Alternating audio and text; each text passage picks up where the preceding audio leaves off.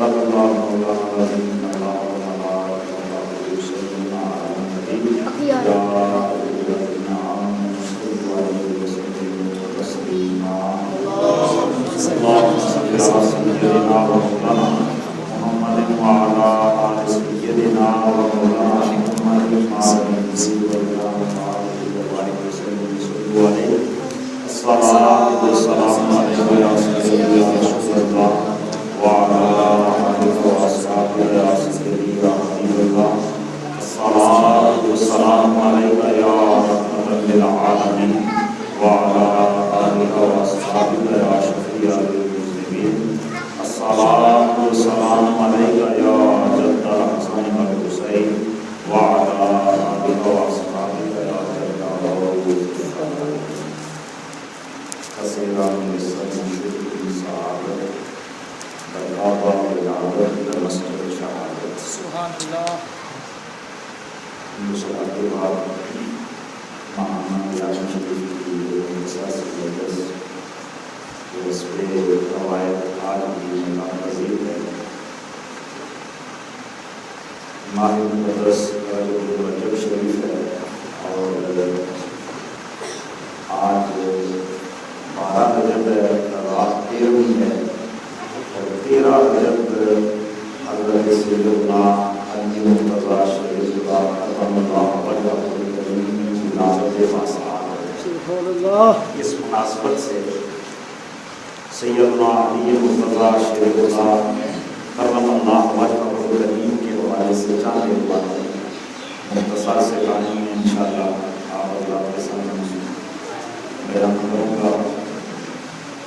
سب سے پہلے حضرت سیدنا علی مرتضیٰ شریف اللہ کرم اللہ وجہہ الکریم آپ کو اللہ تعالیٰ نے یہ سعادت عطا فرمائی کہ آپ کی ولادت باسعادت جوف کعبہ میں ہوئی، کعبہ کے اندر ہوئی. اور یہ سعادت تاریخ اسلام میں آپ ہی کا خاصہ ہے کہ اللہ تعالیٰ نے آپ کو یہ اعزاز اور یہ اکرام عطا فرمایا. آپ کی والدہ ماجدہ سیدہ طیبہ طاہرہ سیدہ فاطمہ بنت اسد آپ کعبہ شریف کے اندر طواف کر رہی ہیں.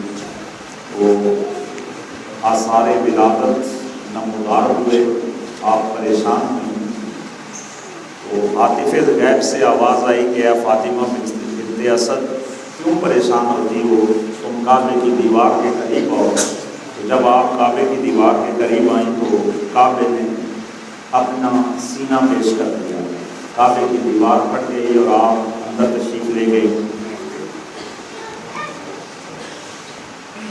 قبل اس کے کہ حضرت علی کے حوالے سے بات آگے چلاؤں، فاطمہ بنت اسد یہ آپ کی والدہ ماجدہ ہیں اور یہ وہ عظیم خاتون ہیں جن کو نبی کریم علیہ السلام نے بارہا مرتبہ جو ہے وہ ارشاد فرمایا امی بعد امی، میری ماں کے بعد میری ماں فاطمہ بنت اسد. یعنی آپ کتنی عظمت والی خاتون ہیں کہ جنہیں نبی پاک علیہ السلام اپنی ماں کا درجہ دے رہے ہیں. اور بسا اوقات ایسا ہوتا کہ جب کوئی چیز گھر میں کھانے کے لیے آتی اسے حضرت فاطمہ بنت اسد تقسیم کرتی، تو تقسیم کرتے ہوئے حضور صلی اللہ علیہ وسلم کو اپنے بیٹوں کے ساتھ اپنی اولاد کے ساتھ ایک حصہ عطا فرماتی. اور پھر جب تقسیم ہو چکتا تو بعد میں کہتی کہ اے پیارے محمد میرے قریب آؤ، بیٹے میرے قریب آؤ. جب آپ صلی اللہ علیہ وسلم قریب ہوتے تو حضرت فاطمہ بنت اسد فرماتی بیٹا محمد منہ کھولو. آپ عرض کرتے امی جان میں پہلے کھا چکا ہوں. تو وہ کہتی وہ جو میں نے پہلے دیا تھا وہ میری طرف سے تھا، اب یہ تمہاری اماں آمنہ کی طرف سے حصہ ہے. یہ وہ فاطمہ بنت اسد ہے کہ جب آپ کا وصال مبارک ہوا تو حضور نبی کریم علیہ السلام آپ کی قبر کھودنے کے عمل میں خود شریک رہے. اور پھر جب قبر تیار ہو گئی تو آپ قبر کے اندر لیٹ گئے اور صحابہ کرام نے عرض کی یا رسول اللہ اس سے پہلے بھی بڑی قبریں بنی ہیں، آپ نے ایسا عمل نہیں کیا، تو آپ نے ارشاد فرمایا یہ میری وہ ماں ہے جس نے دنیا کی گرم ہواؤں سے، جس نے دنیا کی مشکلات سے، جس نے دنیا کی تنگیوں کے اندر میرا ساتھ دیا ہے اور میری مشکلات آسان کرتی رہی ہیں، میں اس لیے اس کی قبر میں لیٹ گیا ہوں کہ اللہ میرے وسیلے سے اس کی قبر کو باغ بنا دے۔ سبحان اللہ۔ یہ فاطمہ بنت اسد ہیں، اتنے مقام کی خاتون ہیں۔ تو حضرت علی المرتضیٰ شیر خدا کی ولادت باسعادت کعبہ شریف میں ہوئی، اور ولادت کے بعد آپ جب گھر میں لائے گئے تو آپ نے آنکھیں نہیں کھولی، کیا سرائیاں ہونے لگی کہ شاید بچہ بصارت سے محروم ہے، اس کے اندر دیکھنے کی صلاحیت ہی نہیں ہے، لیکن آپ نے آنکھیں نہیں کھولی، بلکہ جب نبی کریم علیہ الصلوۃ والسلام تشریف لائے، حضور کی تشریف آوری ہوئی، تو آپ نے اپنی گود کے اندر جناب علی مرتضیٰ کو لیا۔ جب گود کے اندر لیا تو حضرت علی مرتضیٰ نے آنکھیں کھول دی، یعنی علی مرتضیٰ شیر خدا کرم اللہ وجہہ الکریم آنکھیں کھولنا نہیں چاہتے تھے، چونکہ وہ جانتے تھے کہ میری نگاہوں کا مرکز و محور ذات رسول ہے، میری نگاہوں کا مرکز چہرہ والضحیٰ ہے۔ جب تک حضور کے چہرے کی زیارت نہیں ہوتی میں کائنات کی اس اور کسی چیز کو دیکھنا پسند نہیں کرتا۔ سب سے پہلے آپ نے حضور سید عالم کے چہرے کو دیکھا، یہ آپ کو سعادت نصیب ہوئی، اور پھر یہ بھی سعادت آپ کو نصیب ہوئی کہ آپ نے قریش مکہ کے سامنے جب حضور سید عالم صلی اللہ تعالی علیہ وسلم نے دعوت اسلام رکھی تو سارے لوگ اس وقت آپ کو جھٹلانے لگے۔ ایک علی مرتضیٰ شیر خدا 12 سال کی عمر ہے، آپ کھڑے ہو گئے اور آپ نے ارشاد فرمایا، عرض کی یا رسول اللہ صلی اللہ علیہ وسلم یہ بڑے بڑے قریش سرداران اگر آپ کو جھٹلاتے ہیں ٹھکراتے ہیں تو کوئی بات نہیں، میں آپ کی تصدیق کرتا ہوں اور جو دین آپ لائے ہیں میں اس کی بھی تصدیق کرتا ہوں۔ سبحان اللہ۔ بہت ساری روایات ہیں آپ کے حوالے سے۔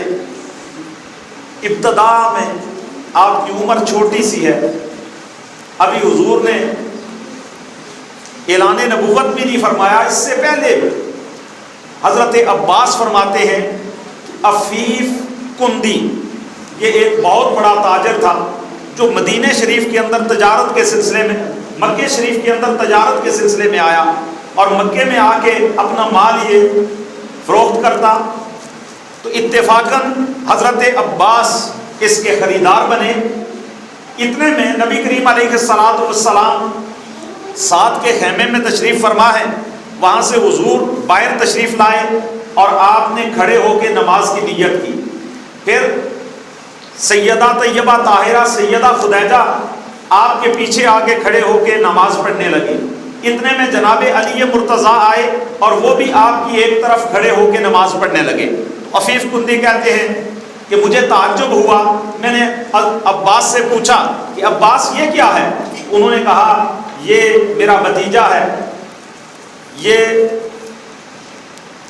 ایک نیا دین لایا ہے، یہ اس کی عبادت کرتا ہے، اپنے رب کو یہ رب کی عبادت کرتا ہے، اس کو راضی کرنے کے لیے یہ اس طرح کی حرکات کرتا ہے۔ کہا یہ اس کے ساتھ کون ہے؟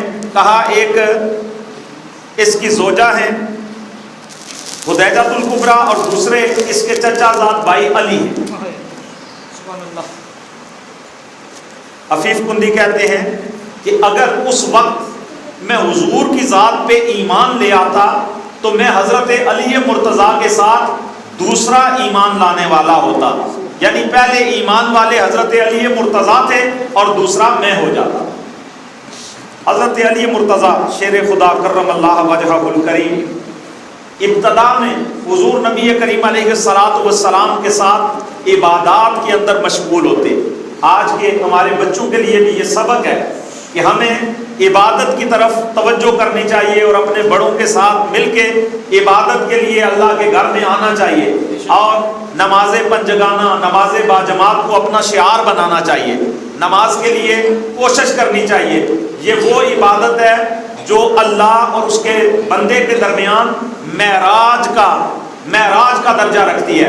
حضور نے فرمایا نا کہ میری معراج تو یہ تھی کہ میں عرش اولی پہ گیا, سدرۃ المنتہا سے آگے کعبہ قوسین کی منزل پہ فائز ہوا, اور میری امت کی معراج یہ ہے کہ وہ ہونگے کھڑے فرش زمین پہ, مگر نماز کے اندر جب اللہ اکبر کہہ کے تکبیر تحریمہ کہیں گے تو وہ اپنے رب کے ساتھ ہم کلام ہوں گے, اور ان کا پروردگار ان کی ہر بات کا جواب ارشاد فرمائے گا. تو گویا ہم جب نماز کے اندر کھڑے ہوتے ہیں, ہم اپنے رب کے ساتھ محو گفتگو ہوتے ہیں, اپنے رب سے باتیں کر رہے ہوتے ہیں, اپنے رب سے ہم کلام ہوتے ہیں, اور ہمارا رب ہمارے کلام کا جواب ارشاد فرماتا ہے. حضرت علی مرتضیٰ شیر خدا کی عبادت بچپنے میں حضور نبی کریم علیہ الصلوۃ والسلام کے ساتھ آپ عبادت فرماتے, اور ازاں بعد آپ کی عبادت کا یہ سلسلہ اس قدر بڑھتا ہے کہ آپ پوری رات کھڑے ہو کے اللہ رب العالمین کی یاد کرتے ہیں, اللہ تبارک و تعالی کی بارگاہ میں نوافل ادا کرتے ہیں, اور پوری رات رب ذوالجلال کی رضا کی خاطر مصلی پہ کھڑے رہتے ہیں. اور آپ کو اللہ تعالیٰ نے ایک کمال یہ بھی عطا فرمایا کہ آپ قرآن مجید اپنی سواری کی رکاب کے اندر, ایک رکاب کے اندر پاؤں رکھتے تو قرآن مجید پڑھنا شروع کرتے, دوسری رکاب تک پاؤں پہنچتے آپ قرآن مجید مکمل فرما لیتے. یہ آپ کو اللہ تعالیٰ نے کرامت اور عزت عطا فرمائی تھی, اور اس قدر آپ کو قرآن کے ساتھ اللہ تبارک و تعالیٰ نے شغف عطا فرمایا تھا. اسی لیے آپ فرماتے ہیں کہ لوگوں قرآن, یہ علامہ اسماعیل حقی رحمۃ اللہ تعالیٰ علیہ نے روح البیان کے اندر یہ بات نقل کی ہے. آپ فرماتے ہیں کہ حضرت علی مرتضیٰ شیر خدا کرم اللہ وجہہ الکریم فرماتے ہیں کہ قرآن کے سارے علوم سورہ فاتحہ کے اندر ہیں, اور سورہ فاتحہ کے سارے علوم سورہ فاتحہ کی ابتدا میں جو بسم اللہ شریف ہے اس بسم اللہ کے اندر ہیں, اور بسم اللہ کی با کے اندر ہیں, اور اس با کے سارے علوم جو ہیں وہ با کے نیچے جو نقطہ ہے اس نقطے کے اندر ہیں. وَأَنَا النُّقْطَةُ الَّتِي تَحْتَ الْبَاءِ, اور وہ نقطہ جو با کے نیچے ہے وہ میں علی مرتضیٰ. یعنی علوم قرآن کا میں ایسا جامع ہوں, علوم قرآن اللہ تعالیٰ نے مجھے اس قدر عطا فرمائے ہیں کہ میں قرآن مجید کے سارے علوم کو جانتا ہوں. اور ایک روایت میں آپ کا یہ قول بھی ہے, آپ فرماتے ہیں کہ اگر میں سورہ فاتحہ کی تفسیر لکھنے بیٹھ جاؤں تو 70 اونٹ کتابوں کے لد جائیں پھر بھی سورہ فاتحہ کی تفسیر ختم نہ ہو. اس قدر اللہ تعالیٰ نے آپ کو علوم قرآن عطا فرمائے. اور عبادت کا, آپ کی عبادت کے اندر اللہ تعالیٰ نے آپ کو کتنا حصہ عطا فرمایا ہے, اور عبادت کے اندر آپ کو اللہ تعالیٰ نے کتنا خشوع و خضوع عطا فرمایا ہے کہ آپ جب عبادت میں کھڑے ہوتے ہیں تو اللہ کے سوا ہر شے سے بیگانہ ہو جاتے ہیں, پھر کسی چیز کی خبر نہیں رہتی. جناب علی مرتضیٰ شیر خدا کرم اللہ وجہہ الکریم جب رب تعالیٰ کی بارگاہ میں کھڑے ہوتے ہیں, یوں اتنے جری ہیں, بہادر ہیں کہ زمانے کا کوئی پہلوان آپ کے سامنے کھڑا نہیں ہو سکتا, ٹھہر نہیں سکتا. اور مرہب کو جن کی ایک ضرب 2 ٹکڑے کر دیتی ہے, اور خیبر کے قلعے کا دروازہ جن کا بایاں ہاتھ اکھاڑ کے اپنے لیے ڈھال بنا لیتا ہے, وہ علی مرتضیٰ جب عبادت کے لیے کھڑے ہوتے ہیں تو ان کے جسم کی یہ حالت ہوتی ہے کہ ان کے جسم پہ کب کبھی طاری ہو جاتی ہے. ایک مرتبہ کسی شخص نے اذان کی آواز آئی, اللہ اکبر کی صدا بلند ہوئی. آج اللہ اکبر کی صدا بلند ہوتی ہے, ہم ٹی وی کے سامنے بیٹھے ہوتے ہیں, پہلی بات ہے ہم تک آواز نہیں پہنچتی, اور اگر پہنچے بھی تو ہم دنیا کی باتوں میں مشغول ہوتے ہیں. حضرت علی مرتضیٰ شیر خدا کرم اللہ وجہہ الکریم آپ کے چہرے کی رنگت زرد پڑ گئی, یعنی جسے ہم اپنی زبان میں کہتے ہیں نا پیلا پڑ جانا. آپ کی رنگت جب زرد ہوئی تو سوال کرنے والے نے سوال کیا, علی مرتضیٰ اس قدر آپ کی رنگت کیوں چینج ہوئی؟ تو آپ کہنے لگے تمہیں پتہ نہیں یہ کس کا بلاوا آ رہا ہے, کس کی طرف ہمیں بلایا جا رہا ہے, اور ہمیں کہاں پیش ہونا ہے. کیا تجھے اس بات کی خبر نہیں کہ اس احکم الحاکمین کی بارگاہ میں پیش ہونے کے لیے ہمیں بلاوا ہو رہا ہے, اور ہم کس کس منہ کے ساتھ اس کی بارگاہ میں جائیں گے؟ یہ ہے علی مرتضیٰ شیر خدا۔ آج ہماری بھی کاش ایسی حالت ہو جائے اور ہمیں اذان کے وقت ہمارے جسموں پہ بھی ایسی کپ کپی طاری ہو، ہمارے جسموں کی رنگت بھی اس طرح اڑے کہ ہمیں اپنے رب کے حضور پیش ہونے کا احساس پیدا ہو۔ تو آپ جب عبادت کے لیے کھڑے ہوتے ہیں تو حالت کیا ہے؟ اللہ اکبر! ایک جنگ کے اندر آپ کی پنڈلی کے اندر نیزہ پیوست ہو گیا، حکیم بلایا گیا، اس نے بڑی کوشش کی لیکن نیزہ نکال نہ سکا، آخر تنگ آ کے بیٹھ گیا اور کہنے لگا کہ یہ تو نیزہ نکلنے کا نہیں، کہیں ایسا نہ ہو کہ ان کی ٹانگ کاٹنی پڑ جائے۔ تو ساتھی جو محرم راز تھے انہوں نے کہا کوئی بات نہیں، تھوڑی دیر ٹھہرو، ابھی یہ عبادت کے لیے کھڑے ہوں گے، جب یہ نماز پڑھنے کے لیے کھڑے ہوں گے نا تو تم خاموشی کے ساتھ آہستہ سے ان کے جسم سے یہ نیزہ نکال لینا۔ اب آپ نے اسی طرح جب نماز کا وقت ہوا، نماز کے لیے کھڑے ہوئے، تکبیر تحریمہ کہی تو وہی جو حکیم تھا، حاذق تھا، اس نے آرام کے ساتھ وہ نیزہ پکڑ کے نکال لیا، اور جب نماز سے فارغ ہوئے تو دیکھا نیزہ نہیں ہے، پوچھا کیا ہوا؟ کہا وہ نیزہ ہم نے آپ جب نماز کے اندر تھے تو نکال لیا۔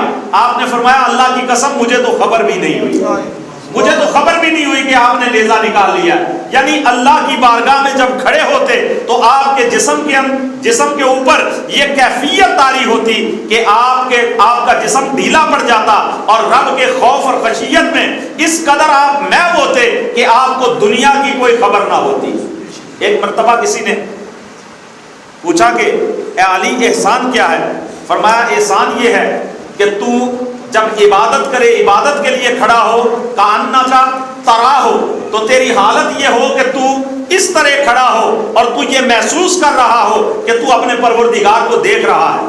اور اگر ایسی حالت تیری نہ بنے تو پھر یہ حالت بنا لے کہ وہ تیرا رب تجھے دیکھ رہا ہے۔ اب سوال کرنے والے نے اگلا سوال کیا کہ اے علی کبھی آپ نے بھی اپنے رب کے جلوے دیکھے ہیں نماز کے اندر، عبادت کے اندر؟ تو جناب علی مرتضیٰ فرمانے لگے رب محمد کی قسم آج تک وہ سجدہ کیا ہی نہیں جس کے اندر اپنے رب کا دیدار نہ ہو۔ تو یہ ہے جناب علی مرتضیٰ شیر خدا کرم اللہ وجہہ الکریم۔ اللہ تعالی ہمیں آپ کی سیرت طیبہ سے موتی چننے کی توفیق عطا فرمائے اور آپ کے طریق کے مطابق عمل کی توفیق عطا فرمائے، اور رب دو جہاں ہمیں بھی ایسی خشیت، اپنے رب کا ایسا خوف ہمیں بھی عطا فرمائے کہ ہم اس کے پیارے بندوں میں شامل ہو سکیں اور ہمارا شمار اس کے نیک بندوں میں ہو جائے۔ اللہ رب العالمین میری اور آپ کی اس حاضری کو قبول فرمائے۔